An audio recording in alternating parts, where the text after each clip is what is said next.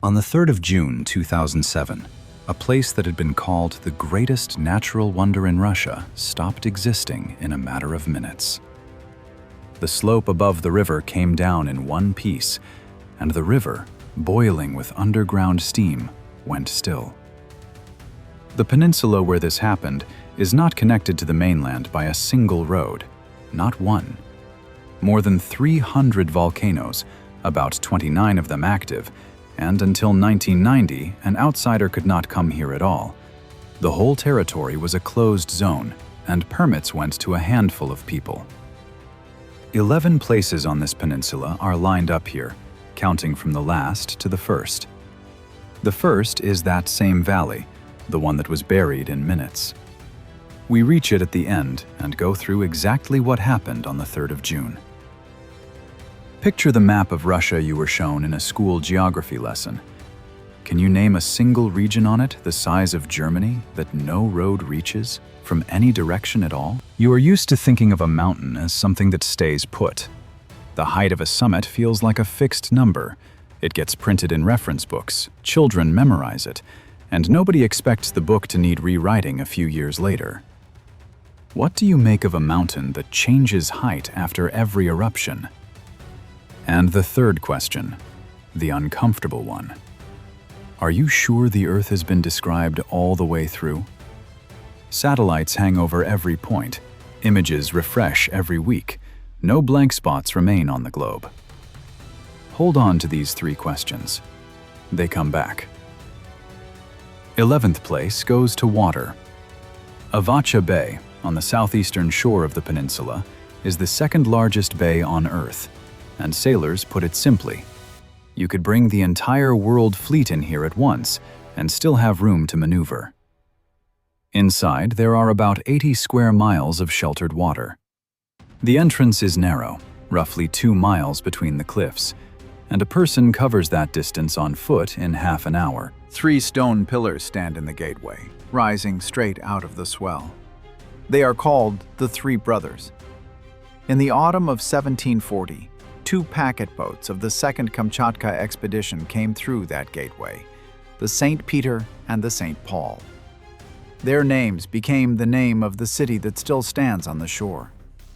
About 180,000 people live there today. The weather here works against the eye.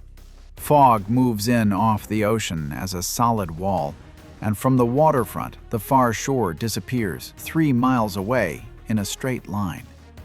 In those hours, you hear only ship horns calling to each other so the hulls do not meet. The air smells of salt and fuel oil.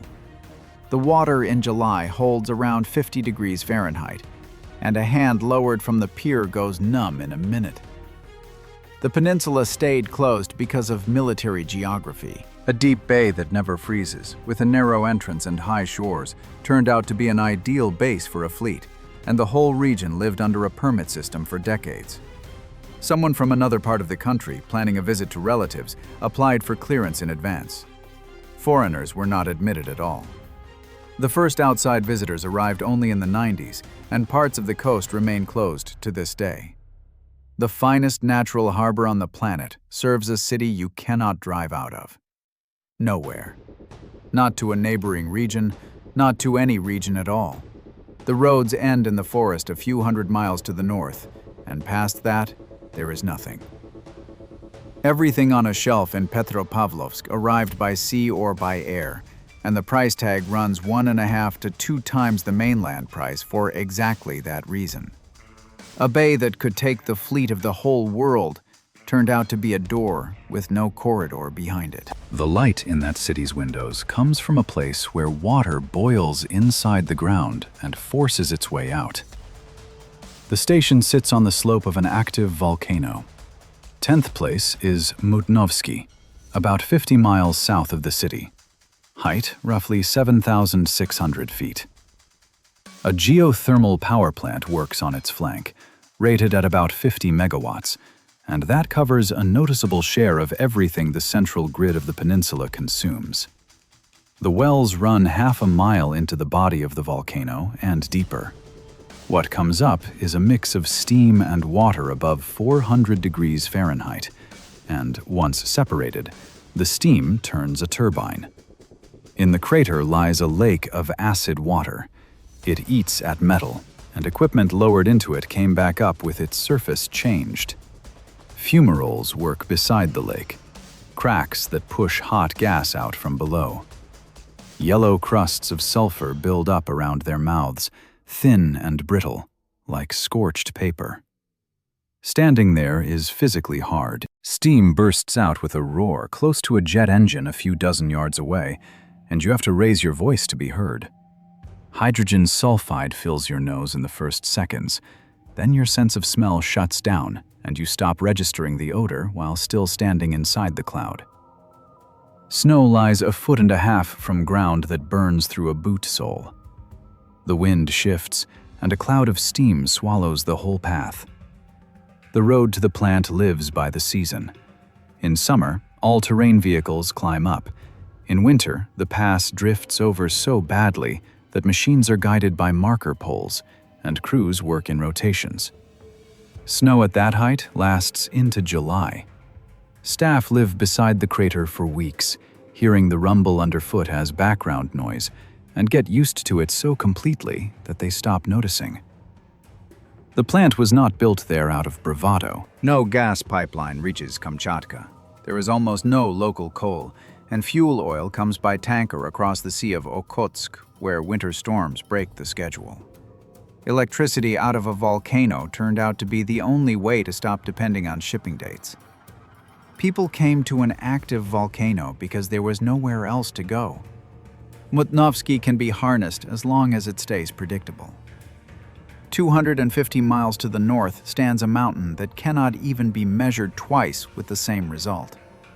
9th place is Klyuchevskaya Sopka, the highest active volcano in Eurasia. Around 15,600 feet. No one can be more precise than that, and the surveyors are not at fault. After strong eruptions, the summit measured close to 16,000 feet. Then the crater rim collapsed and the figure dropped again. The mountain rises from almost nothing, from a flat plain, so the whole cone is visible end to end, base to summit, which is rare for mountains of that size. You cannot mistake the direction here. From 60 miles away, you see a clean triangle with a smoking tip. The volcano is estimated at about 7,000 years old. It is younger than the first cities of Mesopotamia. Over recent decades, it has erupted almost every year, and ash columns climb 6 miles and higher into the lanes where passenger jets fly. So every eruption here becomes an aviation problem. Services calculate where the ash will drift and close the routes. At the foot of it, about 20 miles out, sits the settlement of Klyuchi. A volcano station opened there in 1935, the first in the country, and observation has run without a break since. People in the settlement know the mountain by sound. A strong blast hits the windows as a low rumble that arrives late, and in the morning, gray dust lies on the snow and grinds between your teeth if you open your mouth outdoors. The height of this mountain is printed in reference books as a fact. In practice, it is a temporary value, good until next year. That was the second question from the beginning. What looks like a constant turns out to be the result of the most recent eruption. From nearly 3 miles up, the north of the peninsula reads as one plain with cones sticking out of it. One of those cones, 30 miles farther north, looks cut off. It has no summit. 8th place is Shiveluch, the northernmost active volcano in Kamchatka and one of the most restless. It lost its summit in 1964. The blast tore off the upper part of the structure and left a caldera in its place, the huge hollow that remains when a mountain collapses into itself. Ash that time rose about 9 miles, half again as high as airliners fly. Inside that hollow, a new dome began to grow. Viscous lava squeezes out slowly, like paste, hardens, and builds the body of the mountain back up. The dome grows for years, gains height and mass, then loses stability and collapses. When it goes, the scalding mass tears down the slope and throws ash tens of miles into the air. In Kliuchi, 30 miles from the volcano, ash falls have turned day into dusk within half an hour. Volcanic ash does not behave like soot. It is hard and sharp, closer to cement dust. It clogs engine filters, cuts the eyes, and settles on the tongue with a metallic taste. People shovel it off roofs because rain makes it heavier. The mountain today stands lower than it did a century ago. It destroys itself faster than it can rebuild, and every new dome is the raw material for the next collapse. Watching that cycle up close does not work. Observation points go at a safe distance, and the cone itself is off limits. The people who came closest to a working volcano were others, the ones who lived in a wooden hut standing on hardened lava a few miles from the crater. Their base stood for several decades. Seventh place is Tolbachik, more precisely, the enormous field around it, known as the Tolbachik Plain. There is no forest here, no soil, no streams. There is black cinder, frozen flows, and cones a couple 100 feet high that grew in a matter of weeks. The surface resembles the moon so closely that in the 70s, Soviet lunar rovers were brought here and driven across the cinder to test how the running gear handled a loose material that exists nowhere else on Earth. On the 27th of November 2012, a fissure opened on the plain. Lava came out of it, and the eruption ran until the summer of 2013. The flows moved at walking pace, faster in places.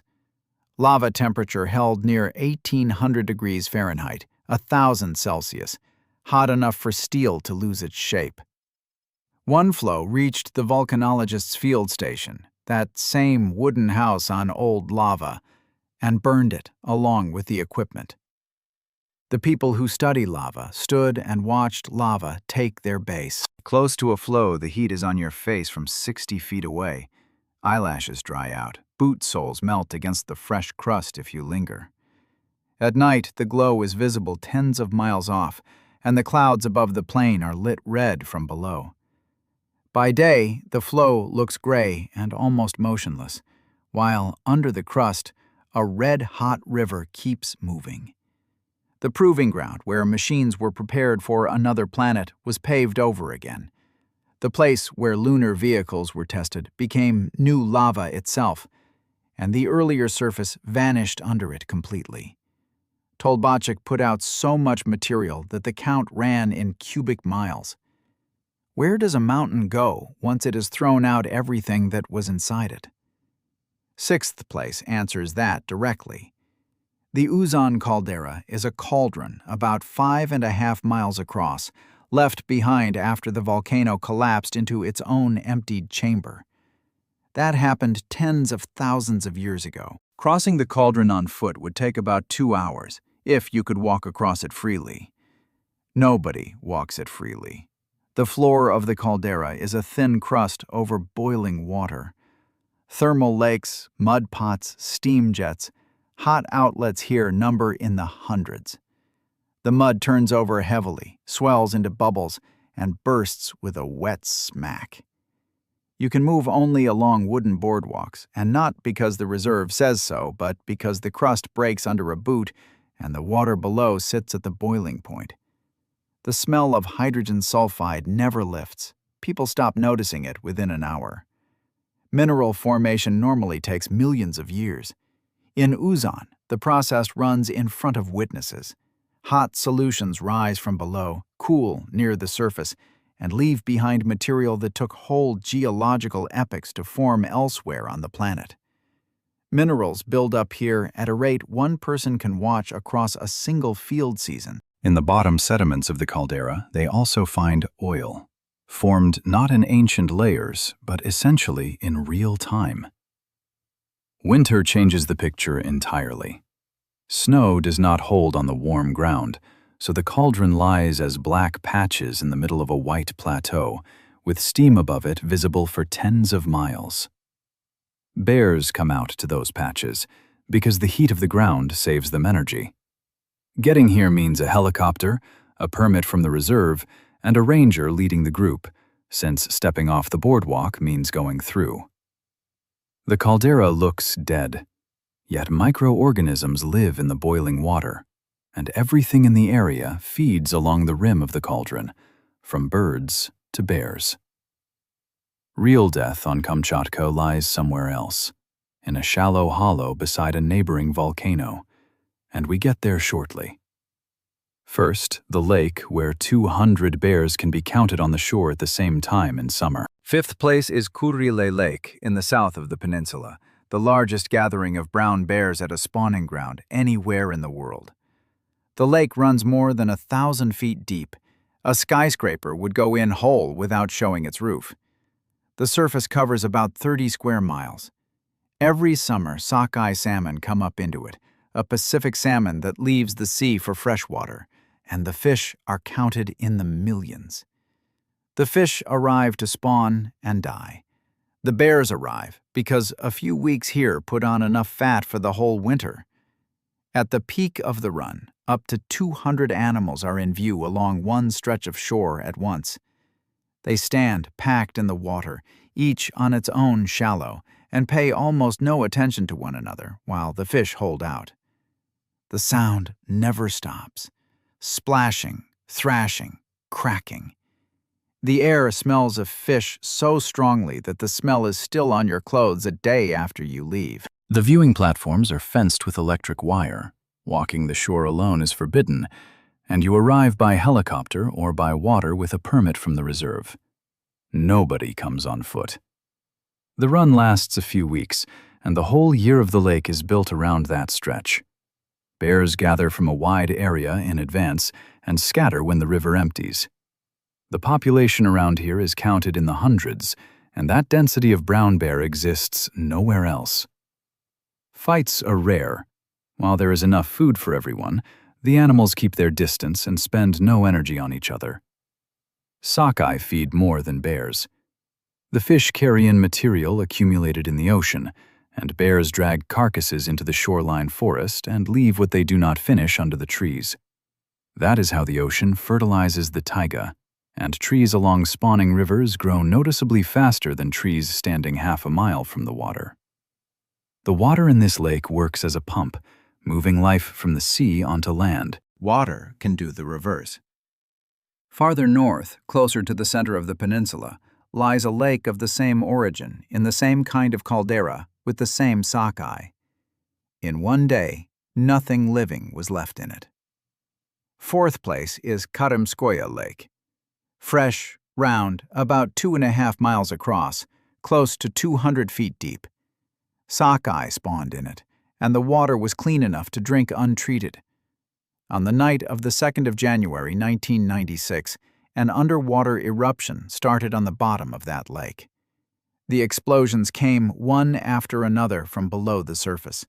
Waves threw ice and water onto the shore and tore out the shoreline brush, while a column of steam and ash stood over the lake. By morning, the composition of the water had changed completely. Volcanic gases and solutions entered it, and the lake turned acidic. All the fish died within a day. So did the organisms they fed on. Researchers who arrived afterward described the water as cloudy, gray-green, warm through its full depth. The shores were piled with dead fish, and the smell held for weeks.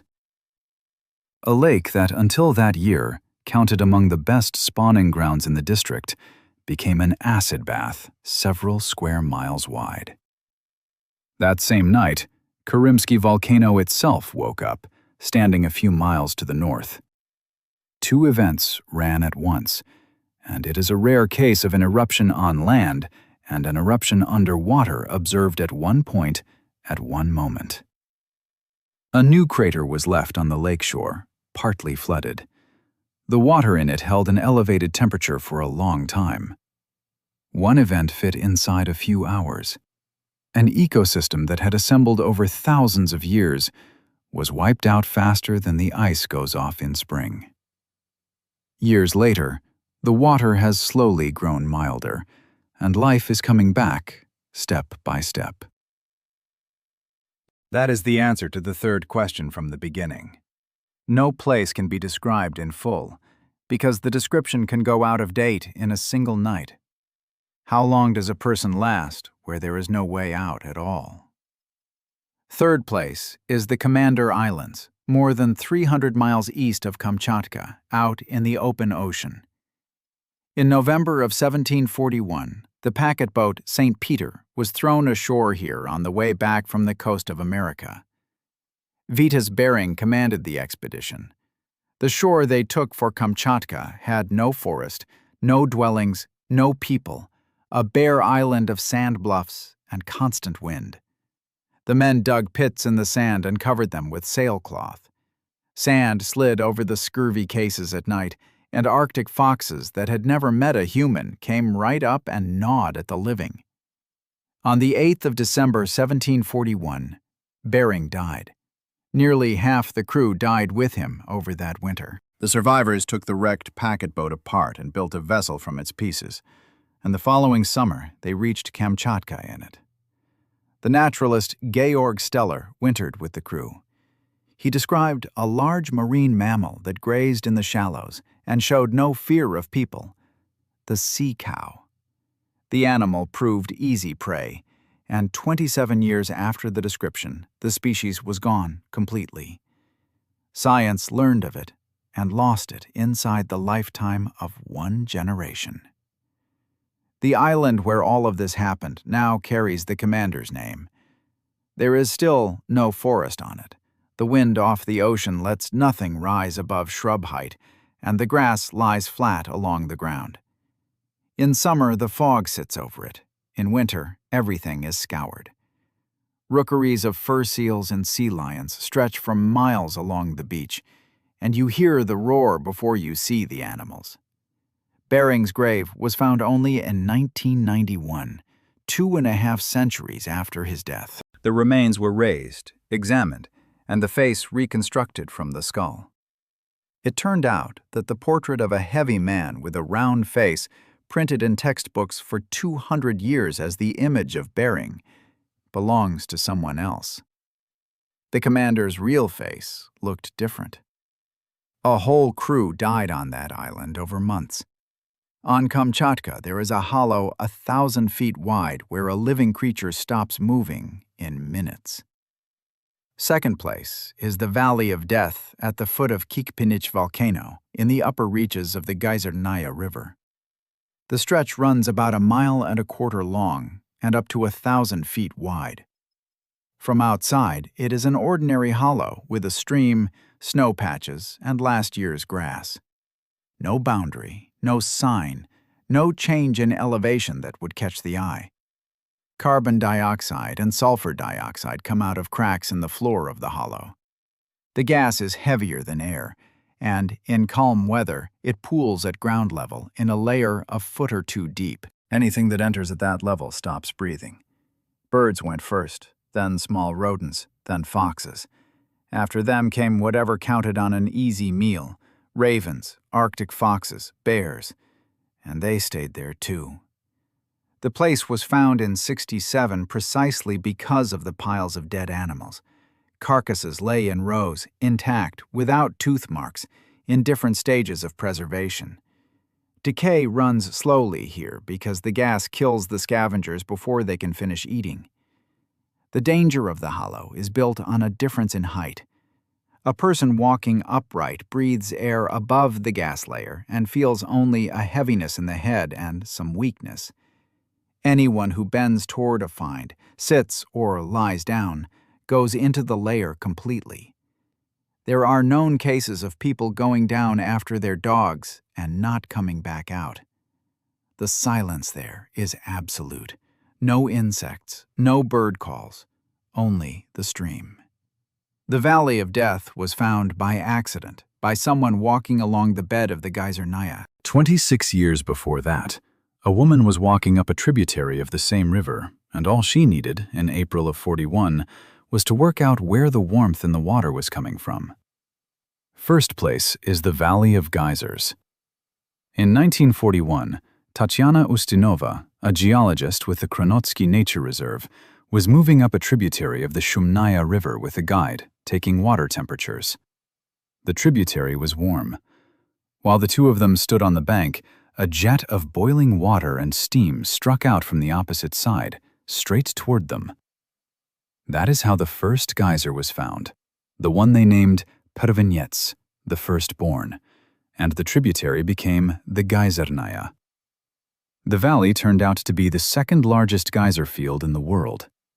Across a few miles of narrow canyon, dozens of major vents worked, each on its own rhythm. Some threw water every few minutes, others every few hours. Jets rose to the height of an apartment block. The slopes were covered in colored, heat-loving algae, orange, pink, and brown bands along the streams. The canyon floor is warm, steam stands above the water, and sound sinks into it. Ustinova described the find and came back to it later with proper measurements. Her book on the geysers of Kamchatka came out in '55 and became the first detailed account of the valley. Before that, nothing on this scale had been found anywhere in the country, and the place had to be explained to readers from scratch. Getting there meant a helicopter, and the reserve kept visitor numbers strictly limited.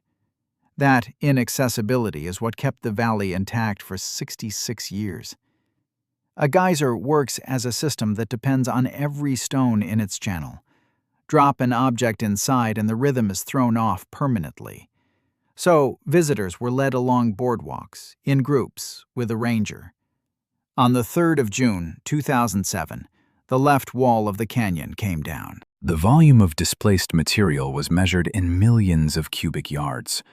A mud flow of rock and debris ran through the valley, sweeping away everything in its path. It dammed the river, and a new lake filled quickly behind the barrier. Most of the vents ended up under water and rubble. The whole thing took a few minutes, less time than it takes to walk from one large geyser to another. Within a few years, the water cut through the dam and the lake dropped. Some of the geysers, written off as destroyed, started working again. The valley took back part of what it lost, though its layout changed for good, and the old map of the vents no longer exists. In '14, another landslide came down, a smaller one.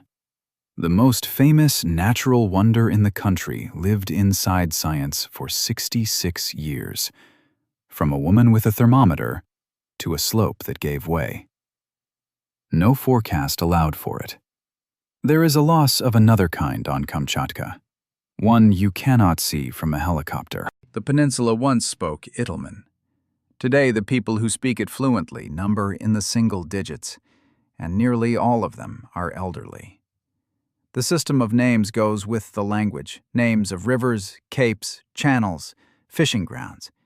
Each of those names held information about where and when the fish run, where a net must not be set, where the bank is washing out. It was a working map of the territory, recorded in words, and it passes only from person to person. The first man to write that system down was Stepan Krasheninnikov, a member of the Second Kamchatka expedition. His Description of the Land of Kamchatka appeared in 1755 and remains a source on the language and daily life of the Itelmen. Between his notes and today lie almost 3 centuries, and more has disappeared across them than has survived.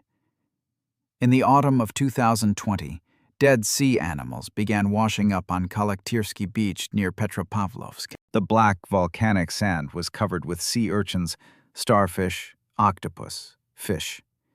People who went into the water complained of burning eyes and corneal damage.